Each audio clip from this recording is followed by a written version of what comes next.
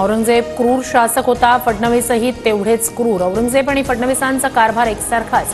काँग्रेसचे प्रदेशाध्यक्ष हर्षवर्धन सपकाळ यांचं वक्तव्य। हर्षवर्धन सपकाळ यांचं वक्तव्य मूर्खपणाचं, सपकाळांच्याच रक्तात औरंगजेबी प्रवृत्ती, वैफल्यातून यांची वक्तव्य।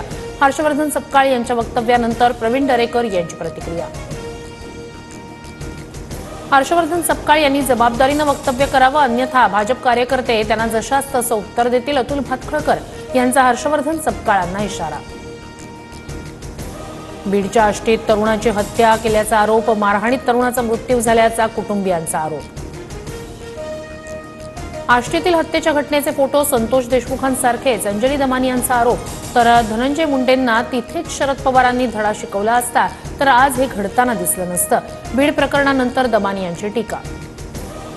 मारहाण झालेला मुलगा बुलढाण्यातील मारहाण प्रकरणी एक आरोपी अटकेत, आष्टीतील तरुणाच्या हत्येच्या आरोपांवर सुरेश धस यांची माहिती। आष्टीतील हत्येची घटना, संतोष देशमुख यांच्या हत्येची पुनरावृत्ती, हत्येच्या घटनेची सीआयडी चौकशी करा, सचिन खरात यांची मागणी।